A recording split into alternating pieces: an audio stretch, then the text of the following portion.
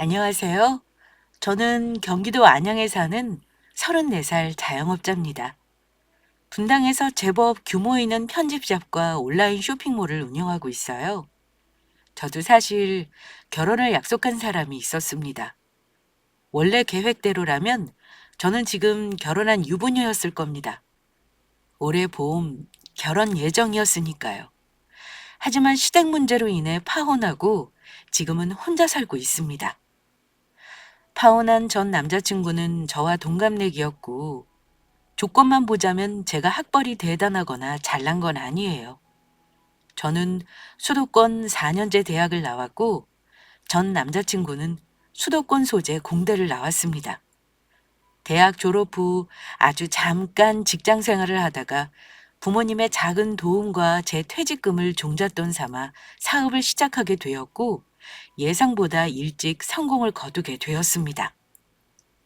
남자친구는 대학 졸업 후 전공과 관련 없는 곳에 취업해 직장 생활을 하고 있었고, 수입은 연봉 4천 정도였습니다. 사실 제가 운이 좋았는지 사업이 잘 되어 시작한 지 몇 달 만에 평균 월 수입이 월 1,000만 원이 훌쩍 넘었습니다.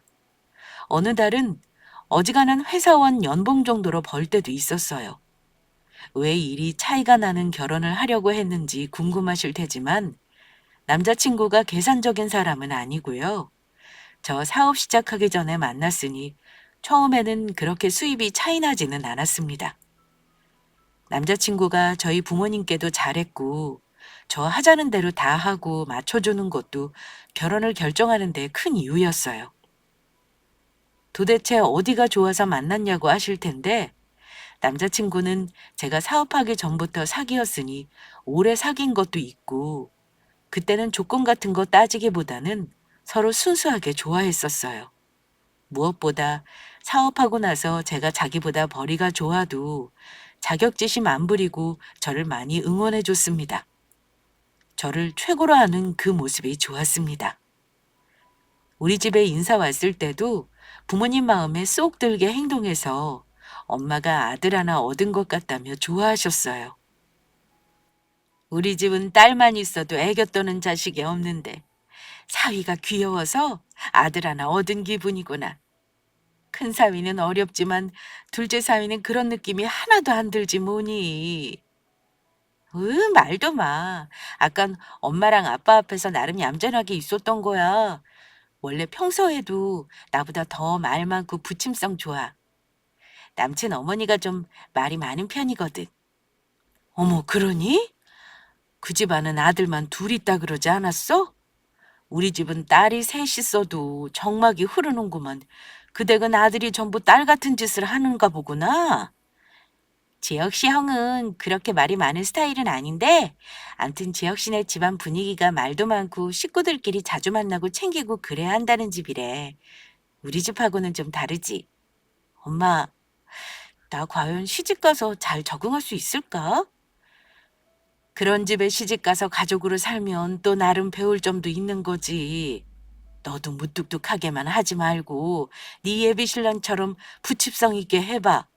그래야 시댁에서도 이쁨 받지. 그렇게 안 해도 나 좋아하셔. 아들이 땡 잡은 거라고 대놓고 말씀하셨는걸? 뭐든 있는 그대로 모습 보여주는 게 중요한 거지. 안 그래? 친정엄마는 오히려 제가 시댁에서 예쁨 받지 못할까 봐 걱정을 하실 정도였습니다. 그만큼 둘 사이에는 큰 문제가 없었다고 말씀드리고 싶어요. 원래 결혼 전에는 여러 가지 이유로 결혼을 할까 말까 많이 망설인다고 하잖아요. 예비 남편의 몰랐던 모습이나 예비 시댁의 몰랐던 모습을 보고 나면 더욱 파혼을 고민하게 되는 법이고요. 저는 결혼 준비하면서 물론 예비 남편과 의견 차이로 다툰 적은 있었어도 결혼을 다시 생각할 정도로 심각한 문제는 아니었습니다. 신혼집에 넣는 가구 선택 문제나 신혼여행지를 어디로 하느냐 하는 것 가지고는 살짝 언쟁이 있는 정도였어요.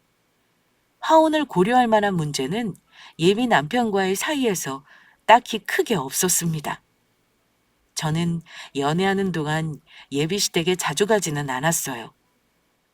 결혼 약속하고 나서 처음 시댁에 인사하러 갔을 때 저를 맞이해 주던 시부모님 모습은 그냥 평범한 인상이었습니다. 시아버지는 교장으로 퇴직하셨다고 들었는데 예상대로 조금 딱딱한 인상이셨습니다. 반면 어머니는 부드러운 인상에 말이 조금 많으시고 집안 분위기를 주도하는 분이셨어요. 얘기 많이 들었어요. 우리 지혁이가 얼마나 자랑을 많이 하던지. 나도 정말 보고 싶었는데 반가워요. 네, 안녕하세요, 어머님, 아버님. 저도 만나서 반갑습니다. 저는 괜찮으니 말씀 낮추셔요. 그럼 그럴까? 듣던 대로 참 이쁘고 참하네. 어린 나이부터 사업을 했다고 들었어. 여자가 사업하면서 성공하는 거 쉽지 않은 건데 참 대단하네. 우리 지혁이도 평생 직장이고 둘 다 먹고 살 걱정은 없으니 얼마나 좋으냐. 그것만으로도 며느리감 합격이지. 그렇지요? 그럼 우리 아들이 배우자 복은 있는가 보네. 아무튼 만나서 반갑구나 아가. 이제 우리 식구 될 거니까 자주 얼굴 보도록 하자. 예쁘게 봐주셔서 감사합니다. 아참, 저희 부모님이 별거 아니지만 인사드리면서 드리라고 선물을 사주셔서요. 마음에 드실지 모르겠어요. 저는 친정 부모님이 시댁에 인사 가면 드리라고 백화점에서 정성껏 마련해 주신 선물을 드렸습니다. 어머나 세상에, 이거 홍삼 아니니? 어쩜, 너무 센스 만점이구나. 안 그래도 우리 나이에 홍삼 같은 거 먹어줘야 한다고 나도 하나 사 먹어볼까 했다만 내 마음을 들여다보기라도 한 거니? 어쨌든 고맙다. 네 아버지랑 잘 먹으마? 어머니는 다소 호들갑스럽게 감사 표시를 하셨습니다만 저는 어머니의 호들갑이 싫지만은 않았습니다. 조용하고 말수적은 우리 친정 분위기와는 달리 시댁은 이런 분위기라는 걸 알고 나서 새롭기도 했고요. 시댁에 인사하러 갔던 그날은 별다른 것이 없었습니다. 시댁은 평범한 중산층으로 보였고 시어머니는 평생 남편 내조하고 자식 뒷바라지에 애쓴 주변에서 흔히 볼 수 있는 그런 엄마 스타일이었어요. 조금 극성스럽긴 해도 한 번 만나고 나서는 예비 시모가 어떤 분인지 대충 파악이 되더라고요. 그날 예비 시부모님은 결혼 준비를 어떤 식으로 할 건지 자세히 물으셨습니다. 저는 독립해서 사는 집을 신혼집으로 꾸밀 생각이었는데요. 양가 부모님께는 결혼 준비는 우리 두 사람 힘으로 하겠다고 이미 말씀을 드린 상황이었습니다. 하지만 예비 시어머니는 아들 장가 보내는데 아무것도 안 할 수는 없는 거라면서 저에게 어느 정도 도와주시겠다는 말을 했습니다. 신혼집 네가 이미 장만해놨다는 말은 들었다만 어찌 아들 장가 보내면서 공짜로 보낼 수가 있겠니? 그래도 필요한 거 있으면 말해봐. 우리가 그 정도 해줄 여유는 있어. 처음 몇 번은 신경 쓰실 거 없다. 우리가 알아서 하겠다고 마다했지만 진심으로 뭔가를 해주고 싶어 하시길래 어렵게 말씀드렸습니다. 그럼 어머니, 제가 아파트는 있으니 인테리어랑 혼수는 지혁 씨가 해왔으면 하는데요. 그냥 있는 살림 쓸까 생각했는데 기왕 신혼집 꾸미는 거고 어머님이 도와주시겠다고 하면 마음에 드는 걸로 장만하고 싶어요. 그래, 당연히 그래야지. 쓰던 거 쓰겠다고 하면 내가 더 속상할 것 같구나.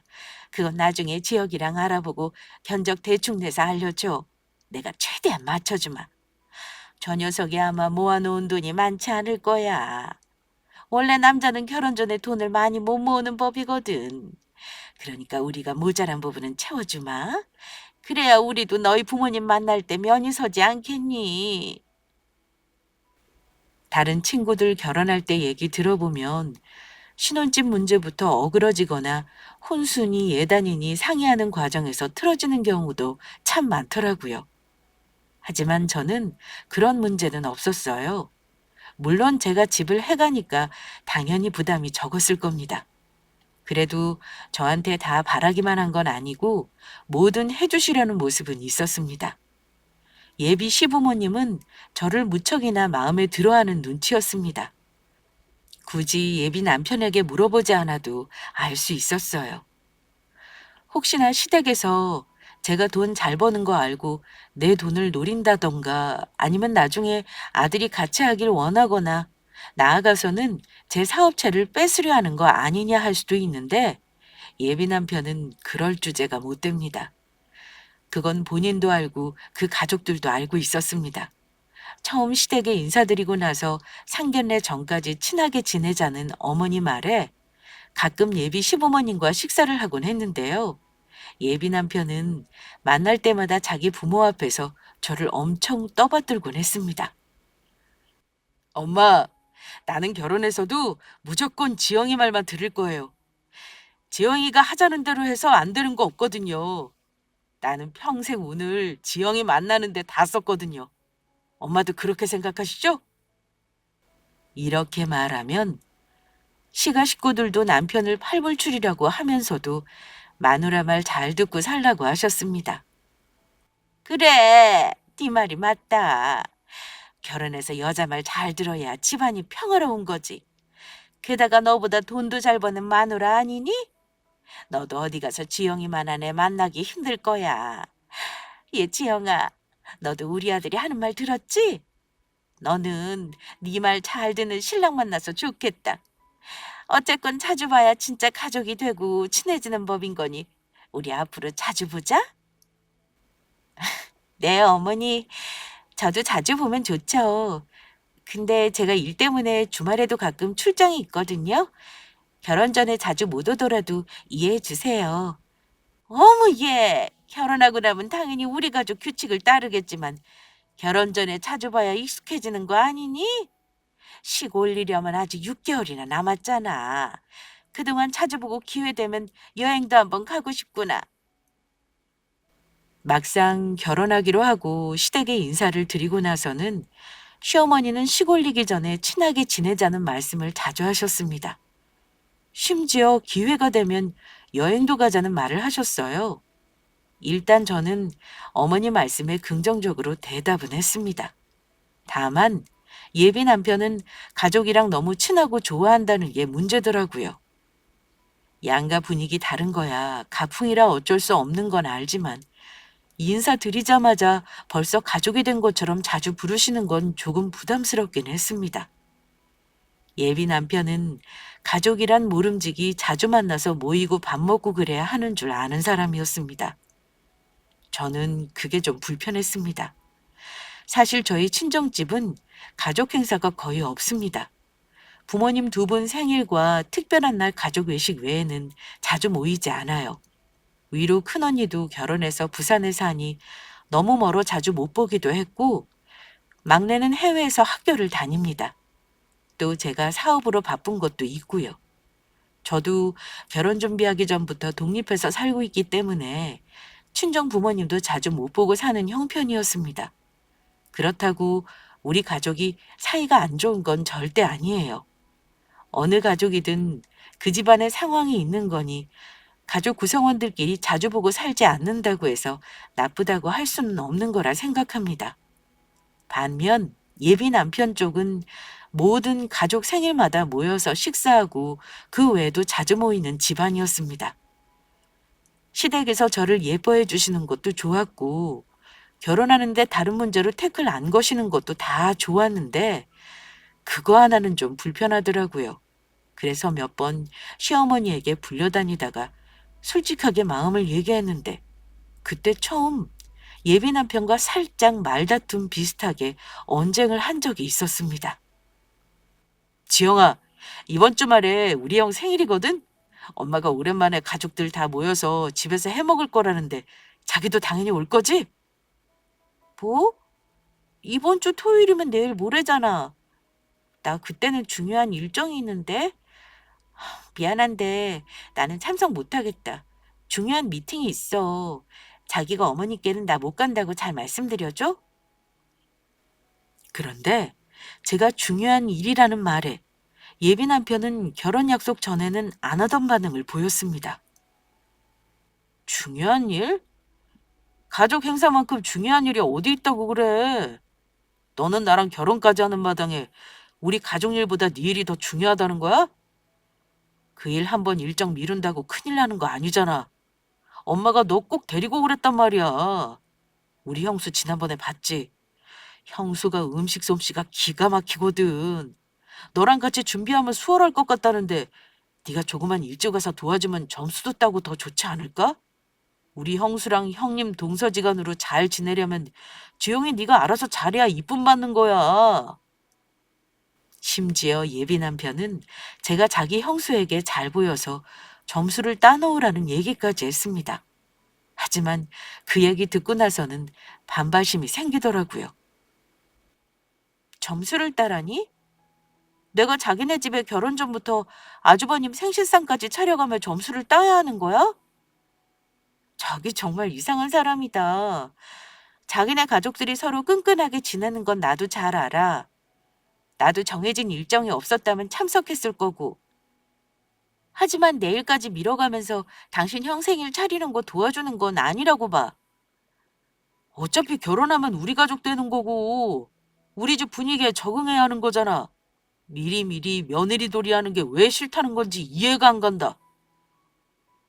이해가 안 간다니 내가 더 할 말이 없네. 결혼하면 전적으로 나 바쁜 거 이해해주고 같이 돕겠다고 한 건 자기였어. 내가 시댁 식구들 모임 같은 거 잘 못 챙길 수 있을 거라고 말도 했잖아. 그때는 전부 이해할 것처럼 말해놓고 결혼 날짜 다가오니 이러는 거 나야말로 당황스럽다. 아무리 예비 시댁 일이라고는 하나 제 사업상 중요한 일정까지 취소할 수는 없었습니다. 당연히 시아주버님 생신은 참석을 안 하기로 했고 예비 남편이 결국 저에게 사과하고 끝내긴 했습니다만 저는 결혼 결정하자마자 뭔가 달라진 것 같은 예비 남편에게 실망스러웠습니다. 문제는 그 일뿐만이 아니었습니다. 그 일 있고 나서 얼마 후 양가 부모님 상견례 장소를 정할 때 살짝 의견 차이가 있어서 예비 남편이 중간에 조금 애를 먹은 일이 있긴 했습니다. 정해진 규칙은 아니라 해도 원래 상견례 장소는 신부 쪽 가까운 곳에서 하고 신부 쪽에서 신랑 쪽에 대접하는 경우가 많다고 들었어요.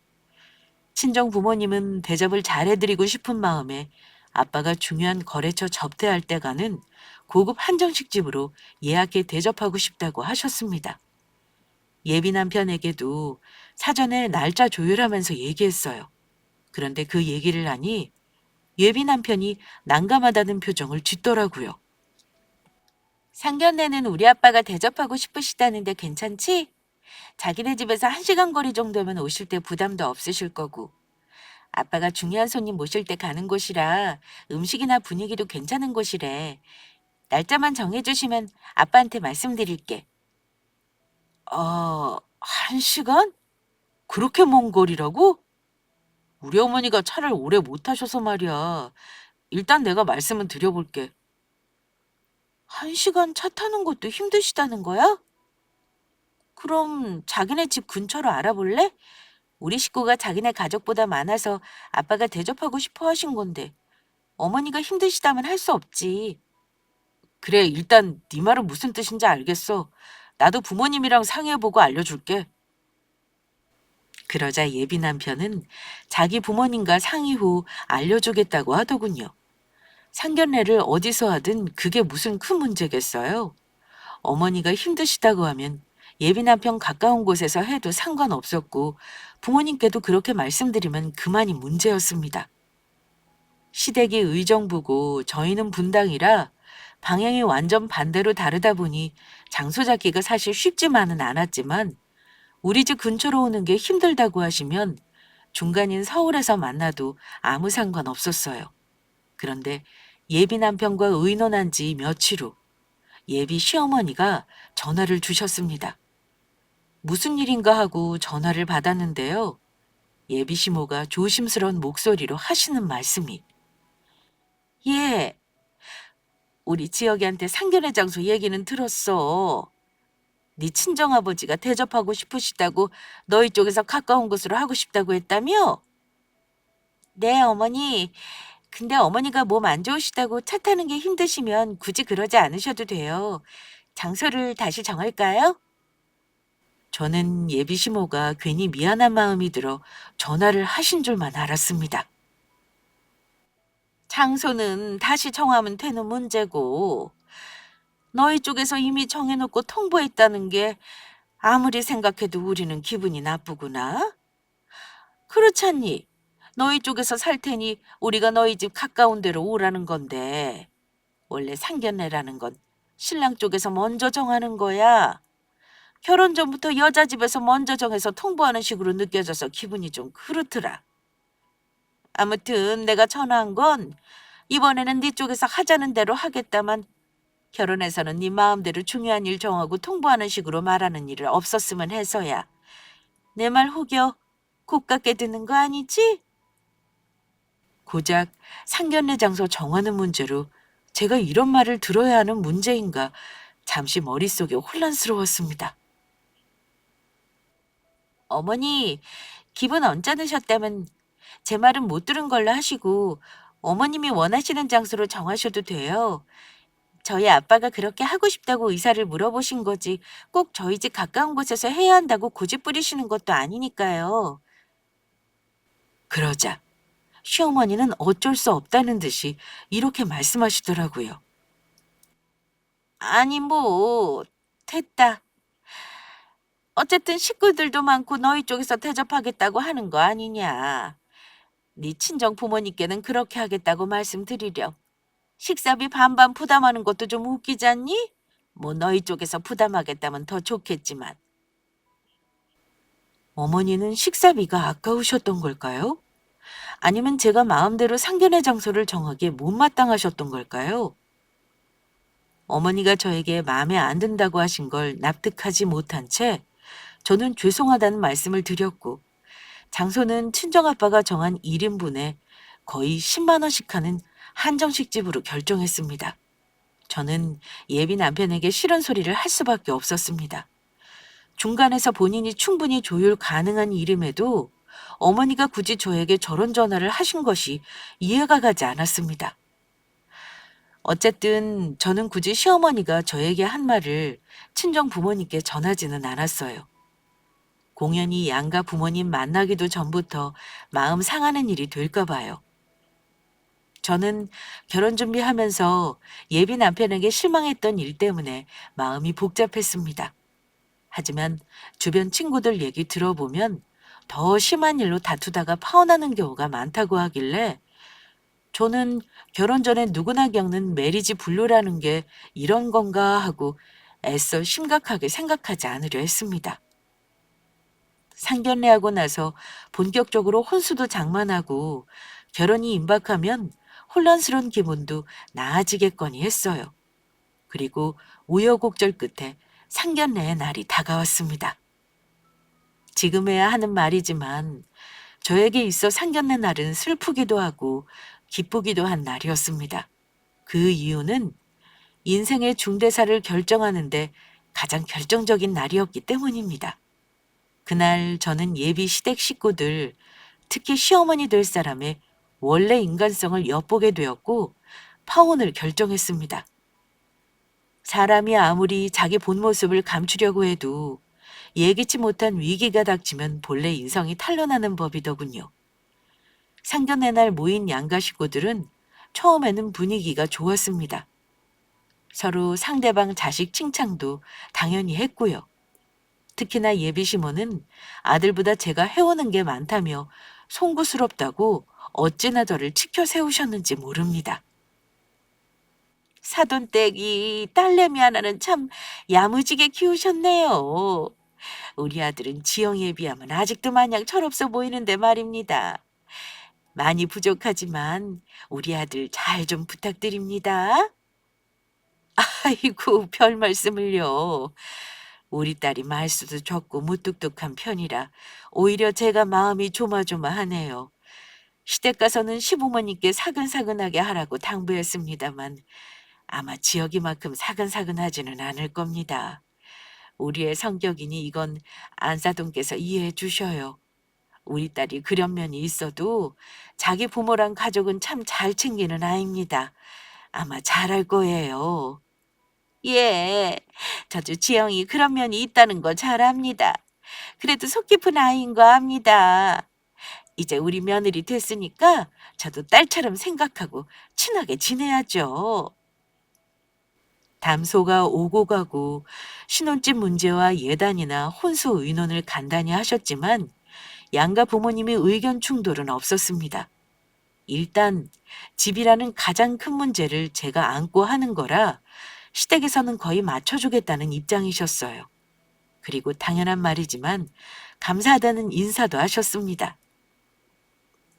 어쨌든 우리 입장에서는 지영이가 집까지 해와서 너무 고맙고 미안한 마음이 크네요.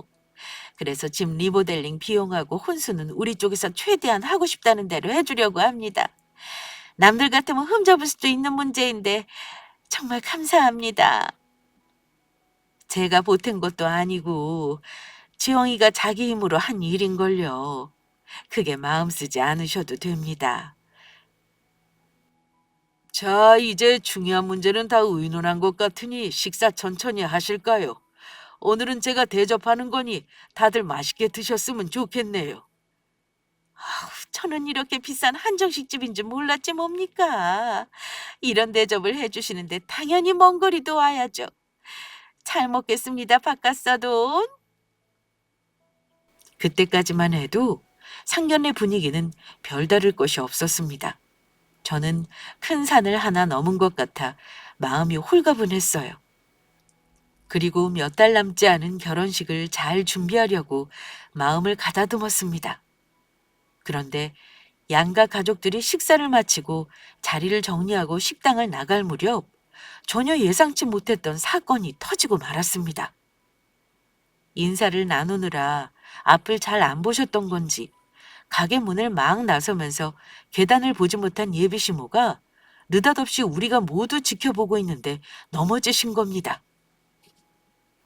어머니는 기우뚱하시면서 균형을 잡으려고 하셨지만 체중이 나가시는 분이라 결국 계단 밑으로 고꾸라지시고 말았습니다.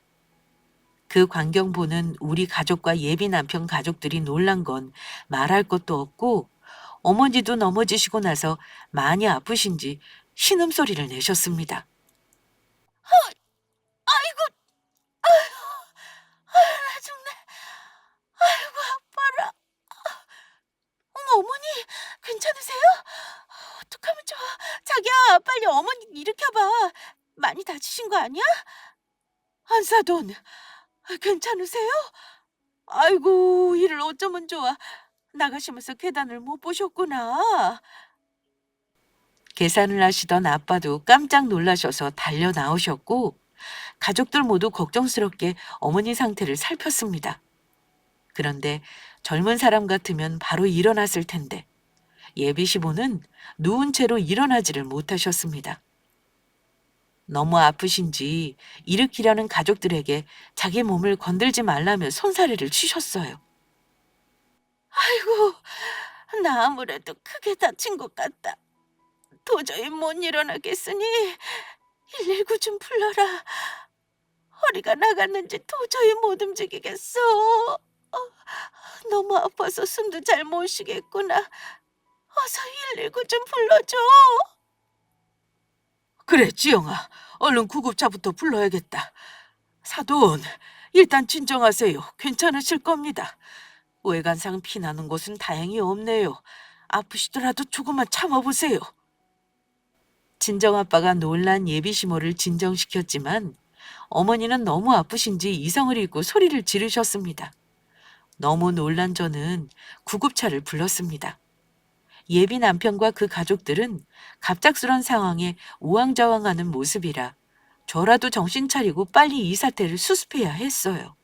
그런데 구급차가 도착하기 전 어머니가 누운 채로 고통스럽게 소리를 지르면서 하셨던 말이 저로서는 좀 의외였습니다. 아이고, 내가 어쩐지 이 먼 길을 오기가 싫더라니.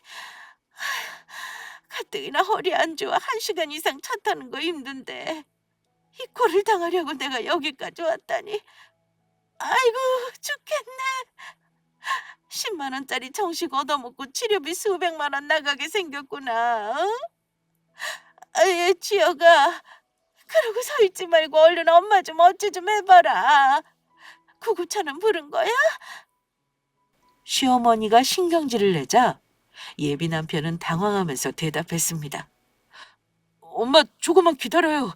지금 지영이가 불렀어요. 금방 구급차 올 거예요. 아마 본인도 너무 아프니 이성을 잃고 하신 말씀이시겠지만 왜 본인이 부주의로 다친 걸 우리 친정 탓을 하는지 그 상황에서도 저는 살짝 기분이 나빴습니다.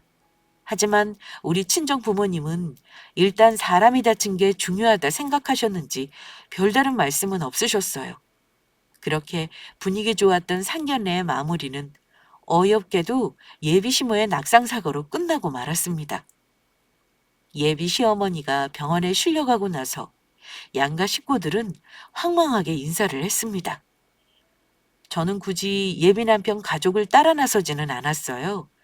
가족들이 경험 없긴 했지만 저까지 예비 시댁을 따라갈 일은 아니라고 생각했고요. 일단 가족들이 수습하는 게 우선이라 생각한 저는 예비 남편에게도 병원에 도착해서 진행 사항을 알려달라고 부탁했습니다.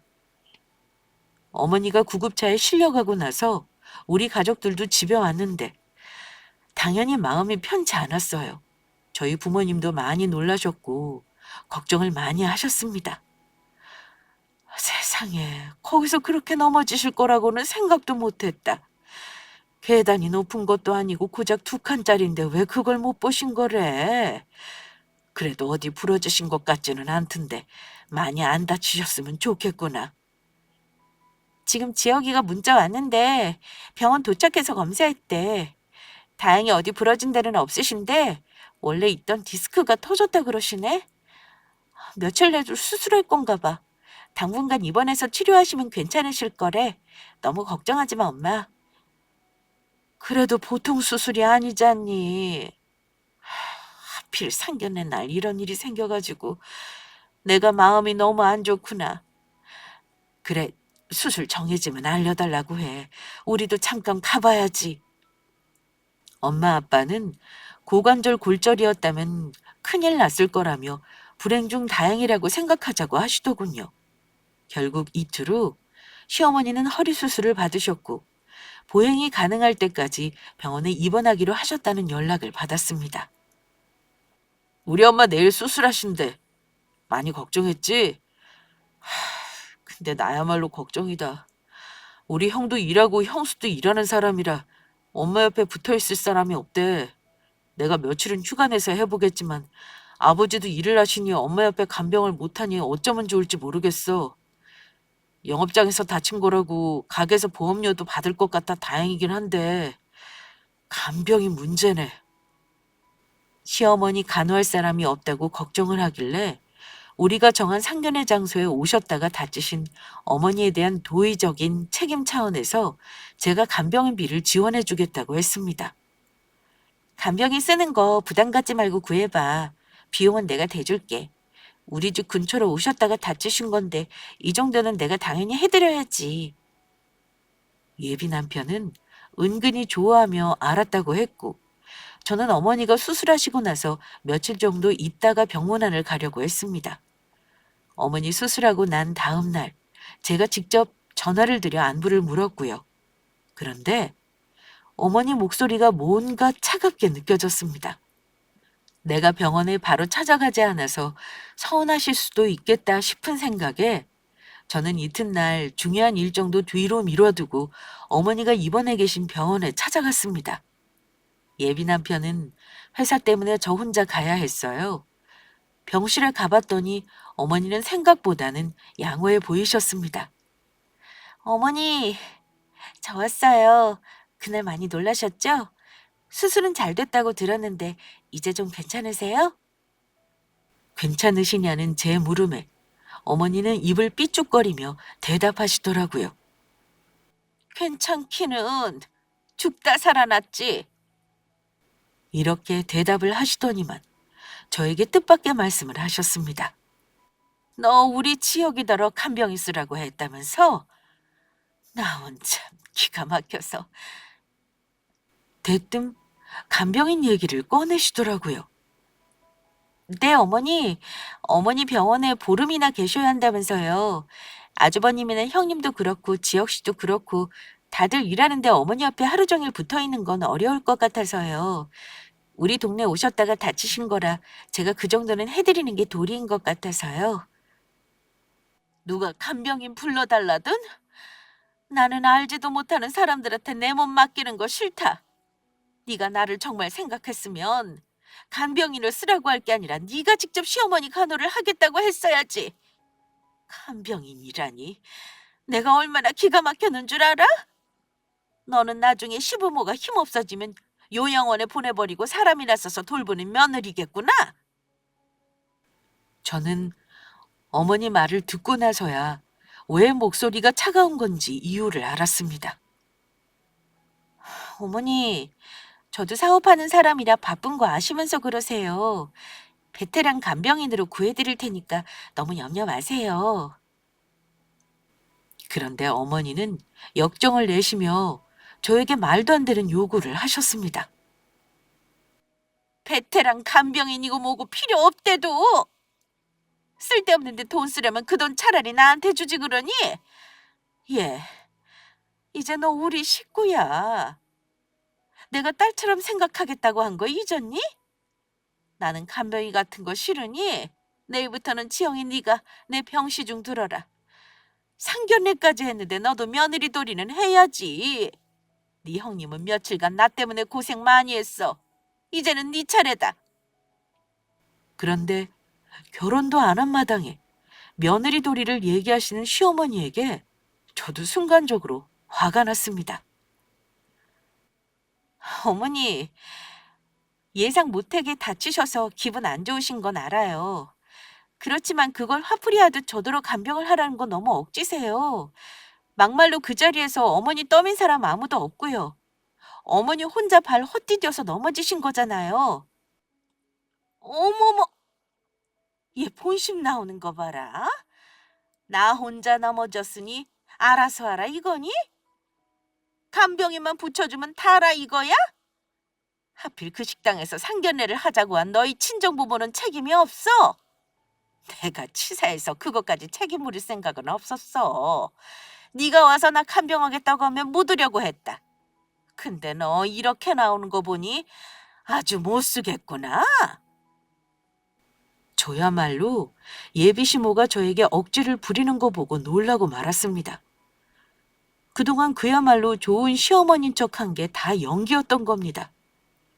저런 막무가내 모습을 숨기고 있다가 극단적인 상황에서 본 모습을 드러내는구나 싶었어요.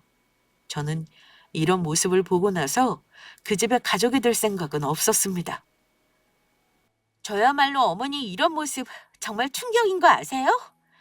그동안 세상 좋은 시어머니인 척 하신 거 전부 연기셨나 봐요? 억지를 부리셔도 어느 정도껏 하셔야죠. 결혼도 안 했는데 제가 이 집 며느리는 아니잖아요. 나중에 다른 며느리 얻으면 간병해달라 하세요. 저 어머니 아들이랑 결혼 안 할 거니까 그렇게 아시고요. 정식으로 부모님께 말씀드리고 파혼 통보하겠습니다. 저는 더는 말 섞어봤자 무의미하다는 생각에 자리를 박차고 일어났습니다. 허리가 아픈 예비 시모는 저를 따라 나오지 못한 채 얼굴만 벌게진 채 소리를 지르셨지만 저는 아랑곳하지 않았습니다. 그리고는 바로 예비 남편에게 전화해서 파혼하자고 했어요. 나 지금 지혁 씨 어머니 만나고 오는 길이거든? 근데 우리 이 결혼 아무래도 못하겠다. 당신 어머니가 나더러 며느리돌이 하라면서 간병을 하라 그러네? 우리 결혼도 안 한 사이인 거 잊은 거야? 내가 왜 자기 어머니 간병을 하니? 파혼이라니! 지영아, 일단 진정하고 내 말 좀 들어봐. 사실은 우리 어머니가 계속 얘기하셨는데 내가 말렸거든. 기어코 간병을 너한테 받아야겠다고 하시더니만 나 모르게 혼자 생각으로 그러신 거야. 내가 해결할 테니까 너는 나만 믿어. 내가 어떻게 믿어? 중간 역할도 제대로 못하는 거 뻔히 아는데 뭘 믿으라는 거야? 우리 부모님이 이 사실을 아시면 당장 결혼 때려치우라고 하실 거야. 내 결심은 변함없어. 우리 아직 큰돈 들인 거 없으니 차라리 다행이지. 자기는 결혼 전부터 가족으로 지낼 수 있는 그런 여자를 만나. 나는 결혼 전이나 결혼 후나 그렇게는 못할 것 같다. 저는 예비 남편에게 파혼하자고 통보했고 그날 바로 친정 부모님께도 파혼하겠다고 말씀드렸습니다. 부모님은 놀라셨지만 바로 이유를 묻지는 않으셨어요. 제가 며칠 후 마음을 추스르고 나서 시어머니와 있었던 일을 말씀드렸는데 엄마는 오히려 파혼을 잘 결정한 것 같다며 저를 믿어주셨습니다. 식장도 취소하고 리모델링이며 가구 계약한 거 취소하느라 좀 애를 먹긴 했지만 큰돈 들인 건 없으니 다행이다 싶었어요. 예비 남편과 그 후 직접 만나서 헤어지자고 얘기했습니다. 큰 저항 없이 받아들이는 모습이길래 저도 마음이 아팠지만 그렇다고 파혼을 번복할 생각은 없었습니다. 그런데 정식으로 파혼 통보하고 나서 보름쯤 지났을 무렵 황당한 일이 생겼습니다. 글쎄, 제가 일하는 사업장에 헤어진 전 남자친구, 한때 예비 시모였던 아주머니가 허리에 복대를 차고 나타난 겁니다. 그것도 혼자서요. 저는 당연히 놀랐죠. 전 남자친구 엄마가 제 사업장을 알고 있다는 것도 소름 돋았습니다. 저는 혹시 해코지를 당할까봐 경찰을 부리려고 했는데요. 전 남자친구 엄마가 다짜고짜 제 사무실에 들어오더니만 저에게 사정을 하시는 겁니다. 이해, 잘 해결해서 풀 수 있는 일을 왜 이리 어렵게 만드는 거니? 파혼이라니. 너희들이 좋아서 결혼하면 그만인 거지. 내가 편거를 좀 하랬다고 인생 중대사를 그르쳐? 그러지 말어. 우리 아들이 지금 너 때문에 다 죽어간다. 내가 지난번 일은 사과할 테니까 결혼 다시 생각해봐. 예비 시모는 아들 파혼을 받아들이지 못하고 저에게 사정해 보려는 것 같았습니다. 정신 차리고 나니 며느리인 제가 아쉬우셨을 겁니다. 이미 저희 부모님도 다 파혼한 줄 아시는데 이러셔도 소용없어요. 제가 왜 어머니 말에 이리저리 휘둘려야 하죠? 아직 결혼한 것도 아니고 우리 두 사람이 이미 헤어지기로 했는데 자식 일에 이러고 싶으세요? 인생 중대사니까 파혼 결정한 거예요. 어머니가 그런 분인 줄 알게 된 게 천만 다행이다 싶네요. 내가 실수했다잖아. 설마 너 정말 나 때문에 파혼하겠다는 거니? 너만 마음 돌리면 모든 사람이 다 편안해지는 거 몰라? 그만 마음 풀고 결혼 추진해라. 내가 이렇게 부탁할게. 저 어머니 때문에 파혼하는 거 맞아요. 결혼 전에도 그러시는데 결혼하고 나면 아주 별 시답잖은 이유로 며느리돌이 운운하실 것 같아서요. 저는 자신 없으니 그만둔 거예요. 그러니까 며느리돌이 잘할 다른 여자 구해서 아들 결혼시키세요. 저는 남자한테 아쉬운 게 없는 사람이라서요. 아픈 허리를 부여잡고 오신 어른에게 버릇없이 군 건 저도 알지만 그렇게 하지 않으면 제가 계속 괴롭힘을 당할 것 같았습니다. 결국 경찰 부르겠다는 말까지 하고 나서야 전 남자친구 엄마는 돌아가셨습니다. 저에게 와서 말은 파혼하지 말라며 사정하고 있었지만 눈빛과 표정은 전혀 그렇지 않아서 더 소름 돋더라고요. 상견례 날 그런 사고가 없었다면 저는 아마 꼼짝없이 결혼까지 했을 겁니다. 사고가 아니었다면 예비 시모의 그런 인성을 몰랐을 테니까요. 어쨌든 지금은 파혼 후 벌써 7달이 흘렀고 전 남자친구와도 완전히 연락을 끊었네요. 한동안 계속 전화로 문자로 끈질기게 굴었지만 결국은 시간 앞에 장사 없더라고요. 아마 저보다는 그쪽 집에서 포기하기 힘든 혼사라 그랬을 겁니다. 집도 해오겠다. 자기 아들보다 돈도 잘 벌겠다. 그런 며느리 아마 못 얻을 거 본인들이 더 잘할 겁니다. 어쨌든 저는 지금 홀가분하게 일에만 집중하고 삽니다. 파혼 한 번 하고 나니 저는 결혼제도 자체에 회의감이 들어요. 아마 연애는 해도 결혼은 안 할 듯 싶네요. 30 중반 나이에 겪은 일이라 더 타격이 크더라고요. 아무튼 여러 가지 이유로 파혼하는 분들 경험을 듣다 보니 저처럼 문제없이 진행하던 결혼도 이렇게 엎어질 수 있다는 걸 한 번쯤 말씀드리고 싶었습니다. 구독자분들 중 미혼들이 계신다면 결혼 전에 충분히 상대방 가족에 대해 파악해 보라는 조언을 드리며 저의 사연은 여기서 마치겠습니다. 감사합니다.